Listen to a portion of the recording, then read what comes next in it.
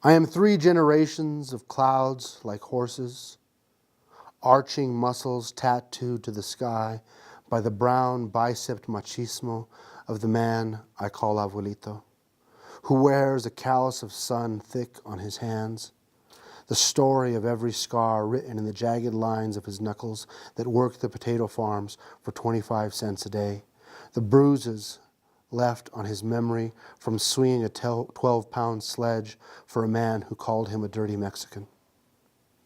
I am a man like my father, strong as clouds, thunder built up black in their bellies. The bulging veins tell the cuento about the big Mormon who beat him when he was 16 for daring to date the wrong girl, breaking his skin until the bitterness lingered in his blood. I am 3 generations of clouds like horses, unharnessed, rolling over the llano, a promise rumbling that they will live on. I didn't grow up with nursery rhymes. I love my mom and love my dad, but they didn't read them to us. We grew up with stories of people fighting other people for land, for water, for this right or that right, for their own human dignity, and always having to fight for that. I'm like, wow, that's a good story, but what does that have to do with Humpty Dumpty or all these kid stories that other kids are hearing, right? And almost every moral of the story is you got to fight twice as hard for what you get. If you're in school, you got to be twice as good. If you're at a job, you got to work twice as hard. And one of the stories I remember hearing in front of the truck, going off to whatever camp, my grandpa's talking about when he would go into places here in the valley and there would be signs, no dogs or Mexicans allowed. I'm like, what the heck are you telling a 5-year-old kid that story for? But as a 5-year-old kid, I'm soaking it up, right? And like my grandpa, he told stories over and over again. Some of them were about bears and sticks, and others were about real life, same story.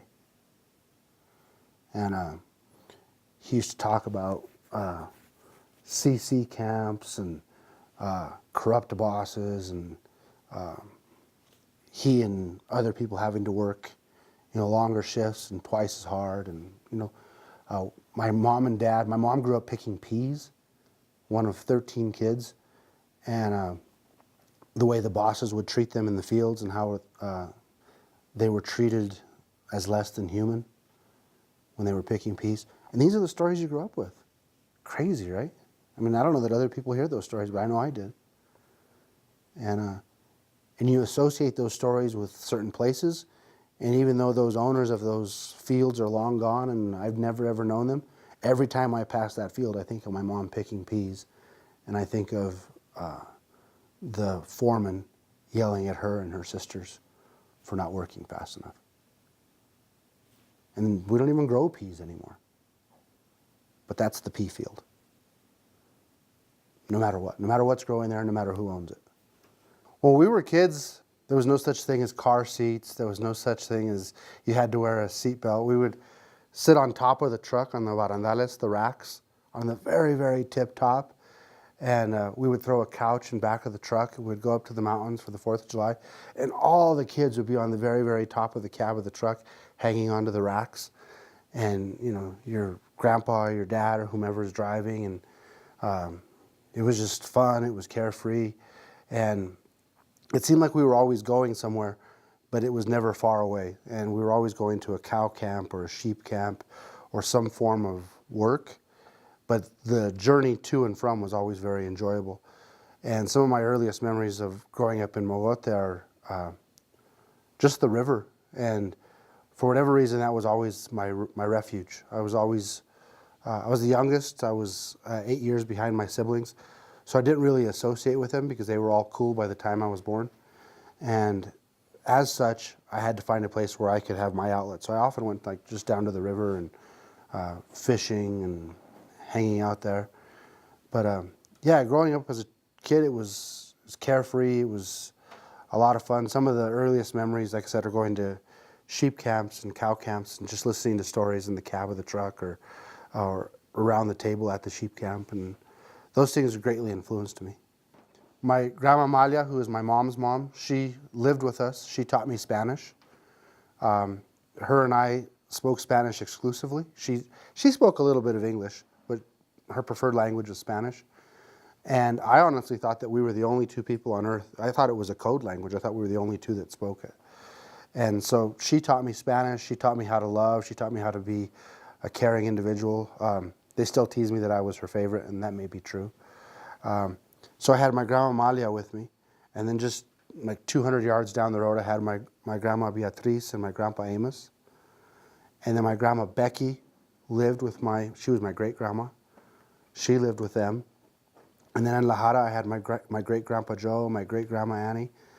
So I was just surrounded by wisdom constantly. And we were always influenced by, I guess, their actions and their demeanor, and they taught us how to be, which was really cool. And I still think I have an old soul. I mean, even when I was a kid, I thought I had an old soul because I thought they were my influences. They were the ones that taught me, like I said earlier, how to be, how to act.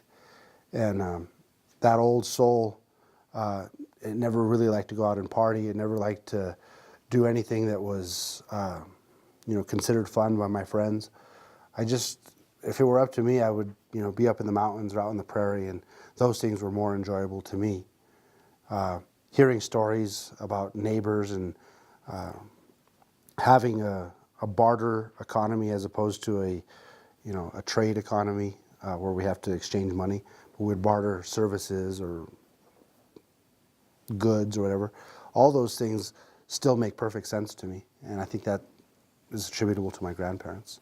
Great-grandparents, grandparents. I had a ton of them around me, which is really, really cool.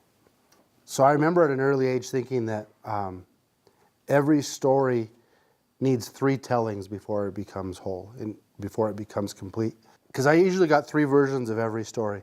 My grandpa's was always the definitive one. Everybody always listened to him. He was the boss, right? So he would tell a story, and then the sheep herder would tell a story, and then my dad would tell a story. The same story, but they were all distinctly different. So as a writer and as a poet, I have these themes, I have these ghosts, whatever you want to call them, that I can't let go, and I always circle back to them. And I try and tell them the stories at least 3 different ways. And I try and tell them as the conduit, as though my grandpa were conveying the story to me, as though my dad or somebody else is telling the story to me, so that it becomes whole and complete. And in terms of his storytelling ability, he had this really good, impeccable sense of timing. He had this really good sense of how to keep people in suspense. And there was always this danger element to the stories. It was really cool. One story I remember in particular was about this marauding grizzly bear that was killing sheep, and nobody could, counter this grizzly. The grizzly, was just unstoppable. And I don't remember the man's name. I guess it doesn't really matter, but a man took a stick and he whittled a point on one end of the stick, and then he whittled a point on the other end of the stick, and he intentionally got attacked by this grizzly. And then as the grizzly went to go maul him, he stuck the stick in the grizzly's mouth, and the grizzly clamped down on it and could no longer eat and couldn't remove the stick, and the grizzly died of starvation. And I think it's total BS, right? But as a kid, I'm like, oh my God, that guy was so tough, and that's an amazing story. And there's got to be a metaphor in there, right, for fighting the bear, right? And the simplest means and the most sacrificial means is the way to do it. Guns didn't do it, dogs didn't do it. Teams of people on horseback couldn't do it, but this one guy who was willing to go sacrifice himself and thrust this pointed stick in the bear's mouth was able to save all the sheep. I'm like, where in the hell did he get that story from? So that's the kind of stuff he would tell us. And I'm like, wow. And then a guy really needed to cross the river one day, and he's crossing the river, and there's this log, and he goes, oh, that's a great place to cross. And he's crossing the Conejos River, and he looks down, and the log looks back up at him, and it's a 30-foot fish, right? And the fish sees him, and it flips his tail, and it throws him back to the other side of the river. I'm like, I want to catch that fish. And I'm just a kid, and I'm just amazed by these stories and his imagination. But I think there's some moral in there. He never really gave us at the end of the story, you're supposed to get a moral of the story. And I don't know that he ever gave us that. I think he left that up for our own imagination, for our own determination. So to me, those are two really great stories that I remember as a kid. And the oral history is alive. It's organic. It has a pulse. It has a soul. It has a life of its own, which I think is vital to a community, because those stories are what, in the absence of school or a curriculum which doesn't represent you, in the absence of hope, as I alluded to earlier, in the absence of work, what's left you is those stories. And those stories are reminders of your own strength, they're reminders of your own greatness and ability. Plus, they're keepers of tradition, they're keepers of culture. They're safes, right? And the combination is locked within each of us, which I think is pretty cool. And that's the good news. And the bad news is we live in a society that doesn't, at least in my opinion, doesn't necessarily respect the oral tradition. They want everything written down. And I think that's the danger of writing down those stories that I heard as a kid. Because once I write them down, they're committed to a page, they're committed to something which is no longer living. That version is the only one that exists. So that's kind of a difficult balancing act for me, because I want to tell the stories, because I want to preserve them. And at the same time, I'm also taking their breath by doing so. Am I doing them a service or a disservice by telling the story? Am I helping to preserve something, or am I contributing to its demise? That almost all the traditions are being lost. I mean, I would challenge you to ask anybody from the current generation, what are their traditions which they still hold dear, much less even know about? And I'd say the list is very, very short. You know, we had traditions, and I'm not trying to say, oh, this is back when, you know, things were better back when, but it's like everything revolved around tradition. There was specific times of year for doing things. There was cleaning ditches, there was the matanzas, there was the taking of the cattle up to the mountains. There was just ways of doing things which were very traditional. The way you swept a room, the way you treated a corpse after it died, the way that you did or didn't talk about the deceased. Those are all traditional things, and you learn those instinctively, and those things were carried on perhaps in the oral tradition, perhaps in seeing your grandparents and your parents do them. And as you begin further and further away from that, you know, two-parent household, from grandparents being constantly in people's lives, when you have curriculum which is predicated upon high-stakes testing, all these things, you know, I don't want to sound like doom and gloom, but yeah, all those things are being lost, and one of them is the oral tradition, in my opinion. I mean, people could care less how you sweep a room now, but you ask anybody from my generation or my parents' generation, you sweep the dust to the middle of the room, because that's just the way you do it. You know, it just has to be done that way. You know, and somebody dies, you cover the mirrors. That's just what you do. And you know, my own family, we don't even do those things anymore. You know, but I remember them. And so, do I write about them because they're not being done anymore? And if so, are they then rendered lifeless? I think I'm going to add to your list, because I also think I write about faith a lot too. And it's my opinion that I also write a lot about hope. And I think it was the ranching and the farming that taught me faith and hope, as well as religion and going to church. But who has more faith than a rancher? That lamb will grow up, and that it will survive, and that the mother will take care of it, that the herder will take care of it, that it won't get lost in the mountains, that the coyotes won't attack it, that it won't get sick, that it'll come home and benefit your family. I mean, every step of the process is a exercise in faith. Same thing for the calves, same thing for the crops. You know, I'm going to plant this with the faith that it will grow. I'm going to plant this with the faith that there will be enough water. I'm going to plant this with the faith that the crop will not be knocked down by hail. I'm going to plant this with the faith that it will bloom by the time the first frost comes, so it doesn't kill it. So that that life, right? Like getting up early, seeing more sunrises than probably anybody in this room. Maybe not you, Ben, but those things are important, right? Because what a greater sign than hope than a sunrise, and having to get up every morning and seeing every sunrise almost every day of your life. And you just learn those things, and nobody's telling you to learn them. Nobody's saying that, yeah, this is how I'm teaching you faith, but it just becomes part of the deal.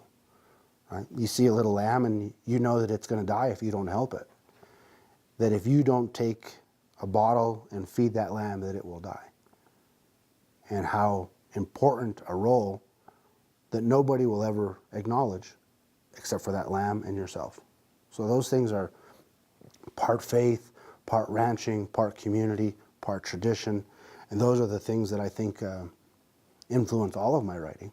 I jokingly told a group of high school graduates one time that when the babies are born in Antonito, they put a little sliver of steel or metal in their heart, and then they bury a magnet underneath your home.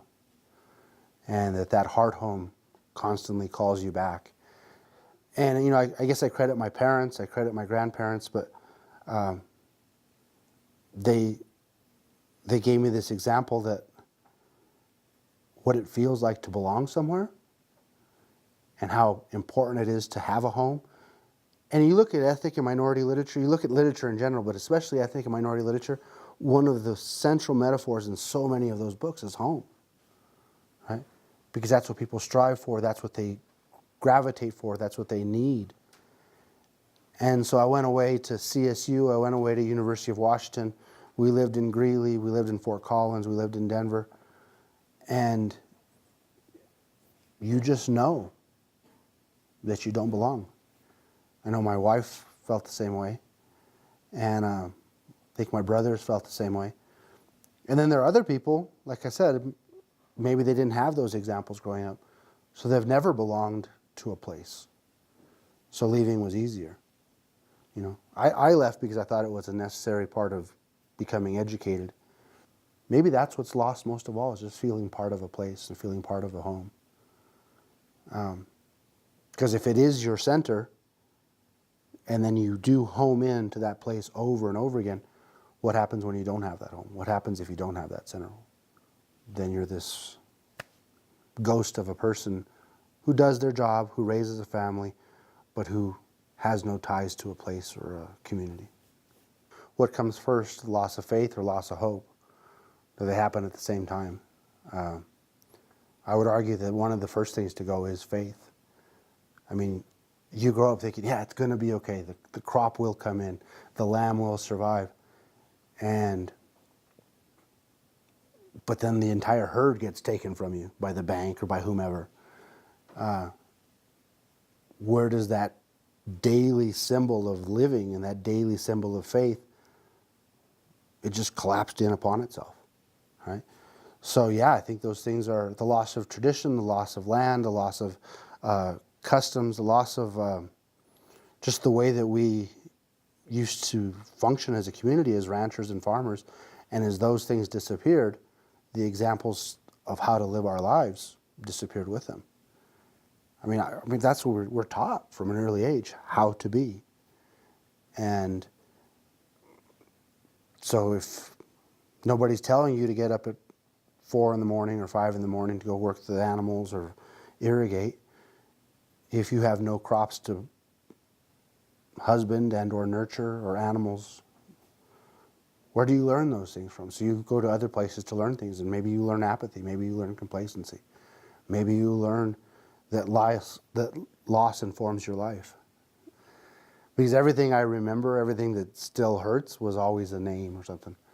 And first grade, my dad had just gotten a job in Pueblo, and I had who I thought was my friend, and he had the coolest bike. He was beautiful.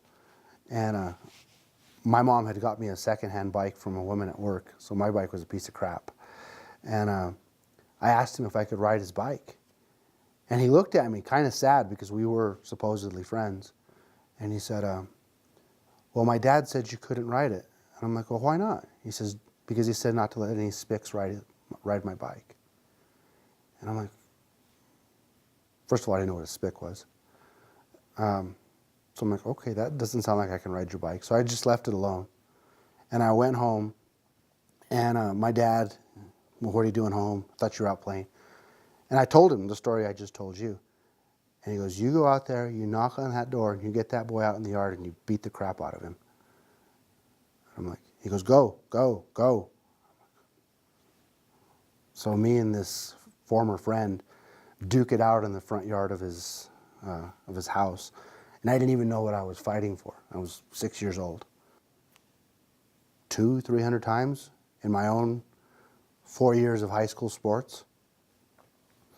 You know, everything from Dirty Mexican to Beaner. It was usually those two, a variation thereof, you know. But they used to call us drunks, they used to call us criminals, they used to call us, you know, all sorts of derogatory things, which were not directed at any one individual, but were a collective insult, even though they were singular in their focus. You know, you're nothing but a loser. And refs would tell you that. Other players would tell you that. And I'm like, yeah, you're not even talking to me. You're talking about all my teammates too. You're talking about my community. You're talking about my town. And so, yeah, you carry that resentment. It doesn't go away. I mean, now that you're mentioning that doesn't surprise me at all, what you were hearing, because we grew up hearing it. I mean, it was there. It was as present as the sun. Well, we became better friends. We became better teammates because of it. You know, it was a shared burden, pain, whatever you want to call it. It wasn't good. So when I became a coach, I knew for a fact that nothing had changed. You know, 30 years, nothing's changed. And so I would just tell the kids, I go, you know, you're playing football, but you're playing life. You're not tackling your opponent, you're tackling resentment. You're tackling prejudice, you're tackling racism. It doesn't go away. And when I left coaching, that was one of the hardest things for me, because who's going to mentor them through that minefield? And my last year of coaching was marred by, you know, a Dirty Mexican comment, and, you know, both benches cleared, and the High School Athletic Association gets involved, and you know, both teams are at fault. And I'm like, how can both teams be at fault when the other team's not getting called a Dirty Mexican? The other team's not getting demeaned. All we're doing is defending ourselves, because we've been taking it for centuries. And why should we take it? I'd see my dad, and God bless him, but he used to practice almost every day to himself, talking to himself. He used to practice for his trips to the bank, for his trips to the USDA. And like any other type of practice, he would pose the questions from the other party in his mind. And he would answer, and it was always this defensive mode, even in his practice sessions when he's talking to himself. Yeah, so we were perfectly aware of it, and we were perfectly aware that we were supposed to be planning in April or early May, and that the bank loan hadn't come in, and that the bank loan hadn't come in, and that the bank loan hadn't come in order to buy seed. And here we are planting at the end of June, again, with the faith that the crop will come up and that the growing season will be long enough for us to harvest. And that's the type of stuff the USDA would do. That's the type of thing that FSA, FHA would do. People would get their operating loans in January or February, and my dad and my brother and my uncles would get their operating loan in June. So they couldn't say they were denying us the loan necessarily. They were just giving us, the other farmers and ranchers, a 3-month head start. I didn't know what the heck it meant, but when I was a kid, my dad would be like scratching his head, angry, whatever, about appraisals on his land. And the appraisals would be 1/3 to 1/2 less than his neighbor. And the only difference between him and his neighbors was their last name. A fence line and a last name. And So those low appraisal values, lower loans, lower credit scores, or more risk, or whatever. Just another reason not to provide the farmers with the help they needed. And the thing is once you got into the cycle, you were stuck in it. It was like a bad relationship, you know. And I think that was part of the MO of the USDA and FSA. They would give you a loan, and then they would call the loan, or they would make it very difficult for you to repay it, or they would make the loopholes and the red tape so stringent that you couldn't pay it. And then you have land loss, and then you have the loss of your crops, and you have the loss of your animals, and then you have the loss of how to be, and your examples of strength and faith. And my dad was one of the principal plaintiffs in Colorado.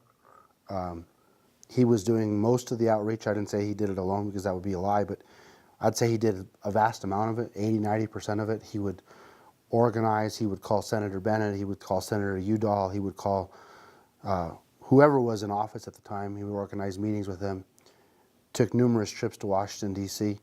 He essentially asked, can you help us? You're a good writer, and can you write this letter? Yeah, I'll write the letter for you. So I wrote the letter. And he goes, well, this other thing came up. Can you write this letter?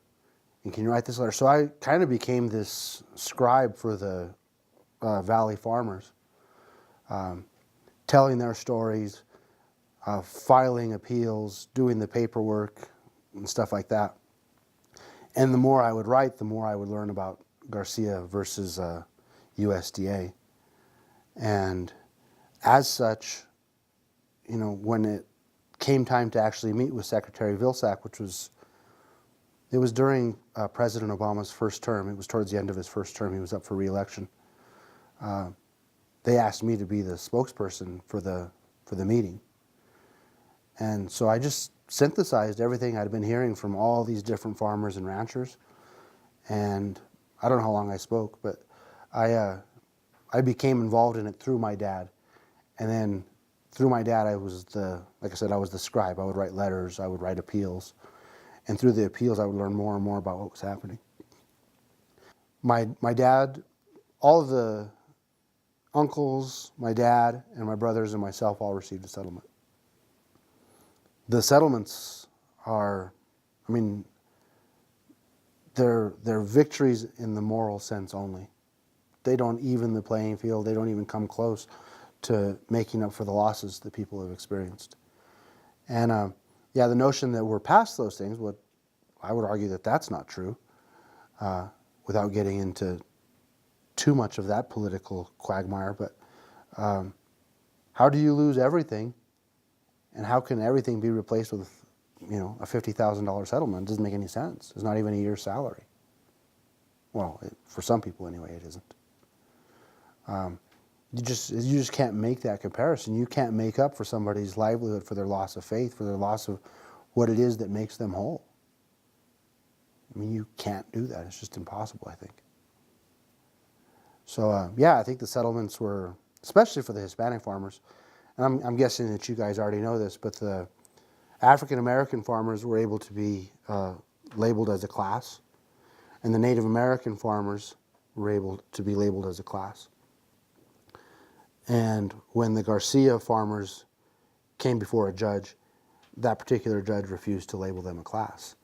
So they were fighting a much more difficult and arduous battle than the Pigford and the Keepseagle folks, just because they weren't a class, and the women weren't a class either. So Garcia and Love were lumped together, and they were the last to receive settlements, and their settlements were considerably lower than Pigford and Keepseagle because it wasn't a class action lawsuit.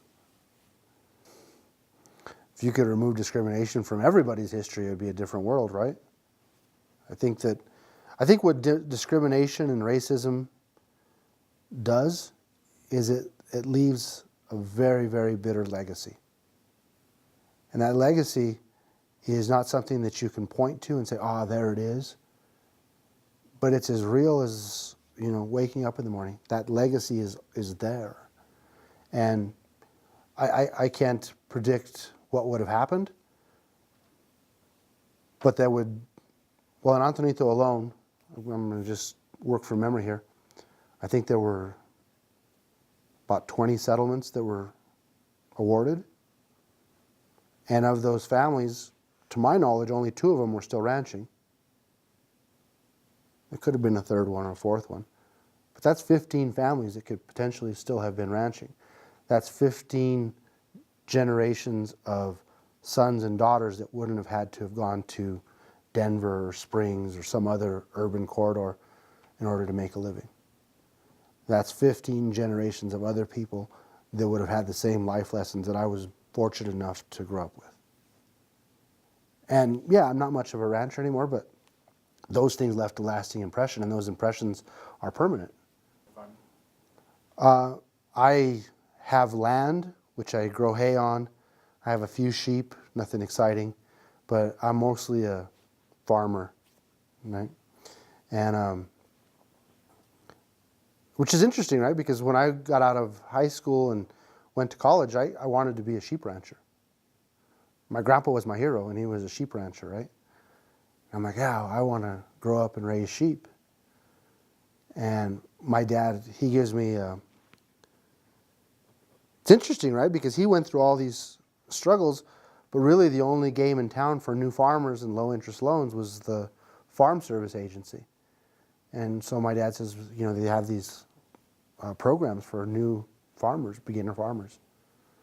And so I went and I wanted to become a beginner farmer, and I don't think I made it past the receptionist, if I remember correctly. I was like 19, 20 years old, and she's like, no, that program doesn't exist anymore. We're not doing that anymore.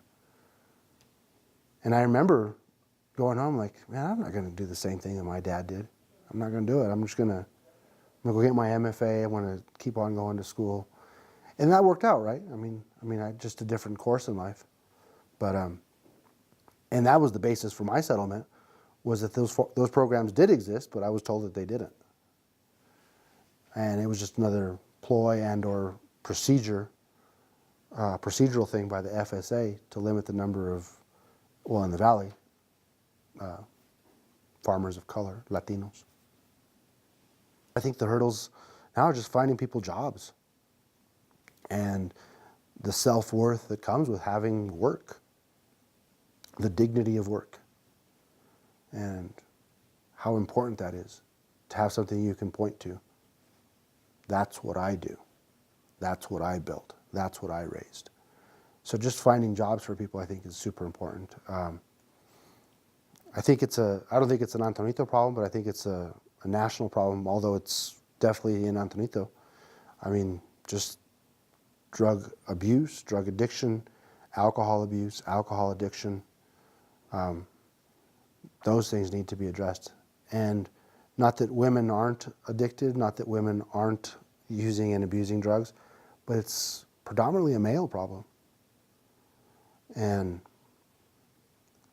what does all that drug abuse and alcohol abuse do? I mean, how many single parent families are there? How many generations of kids are growing up not without farming, without farming, I should say, without ranching, without a dad? What good could come of that? That's a lot of burden for single mothers and even for the few single dads out there that have to carry that load. And the burden on a school system, and then to have that school system be judged by a government entity that claims that this is how a family should be, this is how a test should be scored, this is the type of question. I mean, it's just not the same playing field, it's not even the same set of circumstances. The contexts are totally different. How do you measure an entire state on one test which doesn't measure every single obstacle that is in the way of a student even getting to school, much less doing well on the test? It's BS. And so yeah, I mean, people like to ridicule and say bad things about our school. They like to say bad things about our community. They like to tell things to our athletes on the court and on the field and stuff like that. But they just don't know. They just don't know. So the obstacles to our community are, liberating people through education, liberating people from drugs and alcohol, liberating people by getting them jobs and giving them that dignity. I know that I'm a writer. I know that I'm a poet. I know that I'm, I hope, good at it. But I'm not telling my story per se. I'm kind of just like the voice for the voiceless, right? I'm telling something that will render them whole, maybe render them in a place where they can be remembered. So to a certain extent, that's the beauty of poetry, that's the beauty of literature, that's the beauty of writing. But I also know that I'm taking as my contributing source material, I'm taking it from that oral tradition, which by definition wasn't meant to be written down. So yeah, there's definitely that part where I feel like I'm a voice for people that wouldn't otherwise be heard. And I take solace in that, and I'm proud of that. And I hope that they're proud of that too. But absolutely, I think it's still difficult for me knowing that I'm taking stories that I know my grandpa told me 100 times, and we're just a little bit different every time he'd tell them. That was the whole point of it, right? You'd look for the different twist, you'd look for the different ending, you'd look for the different climax or the different plot twist. And that's what was cool about the story. And I write it down, and all those different plot twists, all those different climaxes, all those different endings, they disappear. It's easy enough to read something in whatever paper and whatever context, hear it on Facebook, and say, that's just typical Antonito. And I'm just saying that's just a lie. I mean, our kids are good. Our kids are smart. Our kids are brilliant. Our kids care. Our community cares. And the problems that plague Antonito are the same problems that plague any neighborhood and any community. The only thing is we have the additional hurdle of the racism and the prejudice and the stigma that have gone along with those. We're different and we're alike. Yeah? We have differences, but we have similarities that are equally important and things that we could tap into. We just choose to illuminate the differences and use that as a basis for our hatred, for our prejudices, for our fear.